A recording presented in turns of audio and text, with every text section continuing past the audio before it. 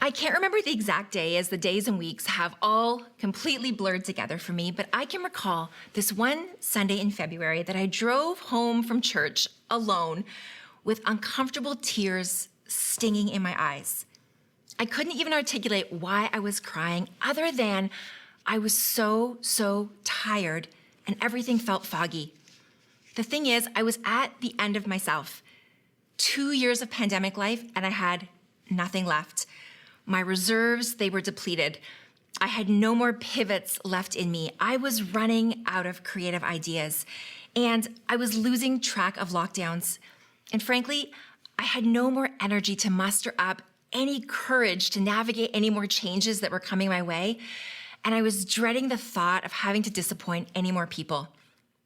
I guess I had been trying to stay strong for the people around me, and I got to this place where I simply couldn't keep it up anymore. And I started to ask myself, after 2 years, how would I rise from all of this? I don't know about you, but have you ever felt that way? Now, this reminds me of the time that our dog, Teddy, ate my glasses, and everything was foggy for a few weeks until I got a new pair. Now, maybe you've heard me talk about Teddy. Teddy is the golden retriever that joined our family just a few months back in October of 2021. And we thought we were rescuing Teddy only to discover that it was actually us that needed Teddy the most. And there are so many things about Teddy that have made our family better in so many ways, like the way that he greets us when we get home. He basically hugs us when we walk in the door. And the unconditional affection that he lavishes us with time and time again, the way that he forces us to get outside more, and on and on and on. And Teddy has this one little challenge. He loves to eat, and he can't always discern what's for eating and what's not. And so we have had mittens eaten, we have had dishcloths and hats eaten, and a few weeks ago, Teddy decided to eat my glasses. That's right, my glasses. And so, like all of us, Teddy is a lovable work in progress. Now, when Teddy ate my glasses and shred them to pieces, I had to wait for almost 2 long weeks for my replacement glasses to come in. And for the most part, I made it work. I had some contact lenses that I could use. I had prescription sunglasses that I could use when I was driving in the daytime. And if it was nighttime, then I would ask for a ride. And then there were times when I didn't have my glasses on. I would either be at work or I'd be at home, and I legit could not see. Like, I could see like right in front of me, but anything beyond the 2 or the 3 feet in front of me, it was pure fog. And guess what? I learned that living in that state of fog, it was exhausting. It made my heart, my mind, and my body exhausted. Have you ever felt that way in the past 2 years? There's an article that Adam Grant wrote for the New York Times. Last year, he wrote an article called, "There's a name for the blah that you're feeling. It's called languishing." Now, in this well-known article, it's an article that many of us have read, and it's made Adam Grant really a household name. He writes this: "It wasn't burnout. We still had energy. It wasn't depression. We didn't feel hopeless. We just felt somewhat joyless and aimless. It turns out there's a name for that: languishing." He goes on to say, languishing is a sense of stagnation and emptiness. It feels as if you're muddling through your days, looking at your life through a foggy windshield. Now, we still have a lot to learn about what causes languishing and how to cure it, but the author says that naming it might be a good first step. It could help to defog our vision, giving us a clearer window into what has been a blurry experience. And it could remind us that we are not alone. Languishing is common. Languishing is shared. And by acknowledging that so many of us are languishing, he says that we can start to give voice to the quiet despair and light a path out of the void. And so if that's you today, you are not alone. I am in this with you. Now, if the fog isn't enough, the stress, the constant change, the lack of uncertainty, the lack of certainty, the lack of control, and the overall fear of the last 2 years, it has created so much weariness in us. Loss upon loss, change upon change. We all ran for so much longer than we expected, and it's all caught up with us. Now, it's not surprising that we're tired. If you're familiar with the work of Dr. Hilary McBride, then you know that there is wisdom in our body, and that the emotions that we're unable to feel and process and move through our bodies, well, they actually get stuck. They actually get stuck in our bodies. They make us tired and stressed and sometimes even sick. And so with all of the uncertainty, with all of the constant change from the past 2 years, the truth is our bodies are tired, our bodies are stressed, and we are simply longing for rest. The truth that I want us to know this morning, and not just know intellectually, but deep, deep within us, is that God knows and cares so deeply about our weariness. There's a passage that I love from the 3rd chapter of the book of Lamentations, verses 19 to 24, and it says this: I remember my affliction and my wandering, the bitterness and the gall, I well remember them, and my soul is downcast within me.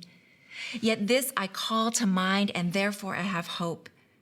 Because of the Lord's great love, we are not consumed, for his compassions never fail. They are new every morning. Great is your faithfulness. I say to myself, the Lord is my portion. Therefore, I will wait for him. Now, this was written by the prophet Jeremiah as he witnessed the destruction of the city of Jerusalem and the temple. He cries out to God about his pain. He cries out to God about his affliction. He even cries out to God about his bitterness. This is strong language, and his soul is downcast. Yet what does he remember? That there is hope. That there is hope because of the Lord's great love. We are not consumed by our pain because God's compassions never fail. Every morning, God's mercy is new. God is faithful and can only ever be faithful. The Lord is our portion. In other words, God promises to give us exactly what we need in the midst of our exhaustion, in the midst of our suffering. God not only understands our pain and weariness and our fog and our exhaustion, God is faithful in the midst of our exhaustion, in the midst of our suffering, in the midst of our pain. And we can encounter God in the weariness. There is mercy in the midst of it all. We can encounter the great love of God because God's mercies are new every morning. Every morning, the faithfulness and the mercy of God is new. Now, maybe you have no idea what it is that I'm talking about, and maybe you've never experienced the kind of exhaustion that I'm alluding to. Maybe the idea of languishing feels super foreign to you, and if that's the case, I would want you to be extremely grateful and also understand that there are likely others around you that are feeling exhausted, that are experiencing the languishing, the deep, deep weariness that I'm mentioning. I actually love this invitation from one of my favorite poets, John O'Donoghue. He's an Irish poet, and he has a poem entitled For the One Who Is Exhausted. And this poem has been a real companion to me throughout the past few months. And towards the end of the poem, there is this one line, and it's a line of wisdom for those of us who are exhausted. He encourages, he invites those of us who are exhausted to be excessively gentle with ourselves. And personally, I have needed to hear that, to be excessively gentle with myself. And I can't help but think that it also applies to those of us who are around us. I mean, couldn't we all benefit right now from some gentleness? Couldn't we all benefit from some excessive gentleness? I mean, many of us are weary from the stress and uncertainty of the past 2 years, and that is completely appropriate. You are not alone. We are in this together, and God is with us. We are not forgotten. God's mercies for you and I are new every single morning. and God promises to be our portion. God promises to give us what we need. And so where do we go from here? How do we recover? And what does Jesus offer us in the midst of our exhaustion? Canadian author Sarah Bessey, I subscribe to her monthly newsletter known as Field Notes, and she has introduced me to the First Nations version of the New Testament. And I absolutely love how the translators have rendered the words of Jesus in Matthew 11, 28 to 30. It says this, "Come close to my side, you whose hearts are on the ground, you who are pushed down and worn out. I will refresh you. Follow my teachings and learn from me, for I am gentle and humble of heart, and you will find rest from your troubled thoughts. Walk side by side with me, and I will share in your heavy load and make it light." In the first part of this verse, we read this, "Come close to my side, you whose hearts are on the ground, you who are pushed down and worn out, and I will refresh you. Follow my teachings and learn from me, for I am gentle and humble of heart, and you will find rest for your troubled thoughts." Now again, Sarah Bessey, in her 2020 talk at the Evolving Faith Conference, she reminded me of this beautiful truth, that Jesus acknowledges our weariness and ache, acknowledges and understands our weariness. And the beautiful thing about this verse is that Jesus offers us rest. He knows that for so many of us, our hearts are on the ground. He knows that we are broken-hearted, we are pushed down, we are worn out. And Jesus meets us right where we are at and offers us refreshment. What does that look like? What does that refreshment look like? The invitation is, "Come close to my side." The rest that Jesus is inviting us into, it's beyond simply taking a nap, which, as an aside, is always a fantastic idea. But this kind of rest is about coming close to Jesus with an open heart, with a readiness to walk and learn from Jesus. It's about resting in the goodness and safety and faithfulness of the relationship with him. It's about resting in the relationship. It's about knowing that we are held, we are loved, we are anchored, we are rooted. Jesus reminds us that he is humble and gentle, and that in him we can find rest for our troubled thoughts. Now, for those of us who are finding slowing down and resting to be super hard or maybe even impossible, then I can't help but think that this invitation is all the more important, all the more necessary for us. When we are exhausted and worn out, it's not actually about pushing through, it's about slowing down. Now, sure, there are ways that we can find rest, and there are ways that we can care for ourselves, and there are ways that we can prioritize that, and all of that is super important. That might be things like eating well, getting a good night's sleep, vitamins, time outside, meaningful time with people we love, and so on. But the deeper kind of rest, the rest that will help us recover our lives, is found in walking closely with Jesus. It's found in walking closely with Jesus and learning from him. It's about resting in the faithfulness, the love, and the goodness of the relationship. So the question is, in our exhaustion, how do we come to Jesus? How do we come to Jesus in the midst of our exhaustion? Now back to that verse from Matthew 11, in the second part of that verse I read, here's what we read. Jesus says, "Walk side by side with me, and I will share in your heavy load and make it light." So as we find rest in our relationship with Jesus, the question is, how do we actually recover? How do we experience the rest and the refreshment that we are in need of? How do we walk side by side with Jesus? How do we share our heavy load with Jesus so that he can make it light? Well, I think it's actually pretty uncomplicated. And so for the sake of this morning, I want to walk us through 4 ways that we can walk with Jesus and lighten our load. First of all, prioritize environments where you can experience the refreshment of Jesus. Environments where Jesus, often through others, can pour into you. And so this is things like Sunday mornings, right here, right now, life group, Maybe it's a favorite author or a favorite podcast. Maybe it's time alone. Maybe it's time outdoors or in nature, where God can simply pour refreshment and rejuvenation into you. Secondly, if we believe that the mercies of God are new every single morning, then what if we were to start our day anchored in that truth?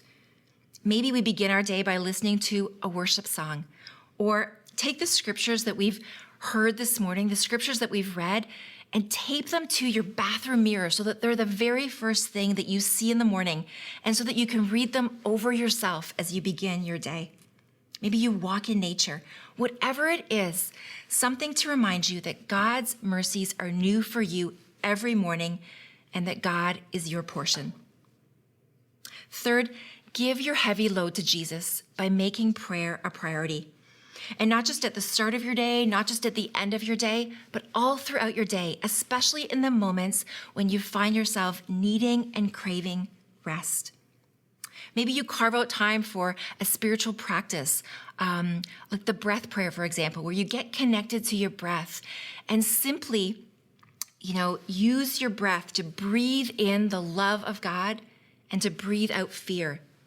Or maybe you practice in a practice like we experienced earlier in the message this morning or earlier in the service this morning, the practice of silence.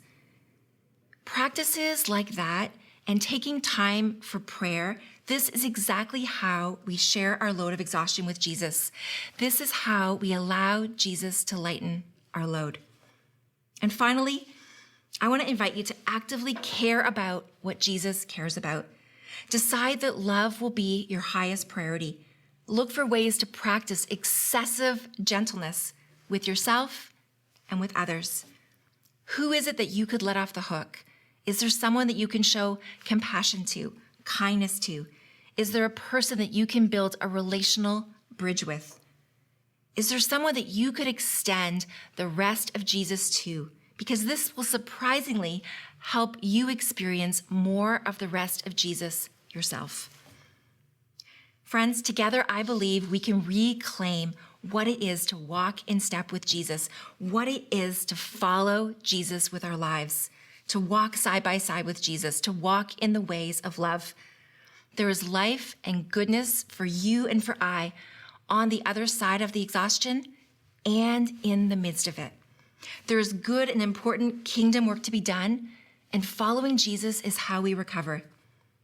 Now, maybe there is much in your life that feels dead, and maybe this all feels like too much. Yes, I totally get it, and I understand. And I believe that in the midst of it, this is an opportunity to trust Jesus. The thing is, our lives and our faith journey include the cycle of death, resurrection, and rebirth. To believe that life and rebirth follow death, even when we cannot see it yet. I love the way that Anne Lamott says this. Hope begins in the dark. The stubborn hope that if you just show up and try to do the next right thing, the dawn will come.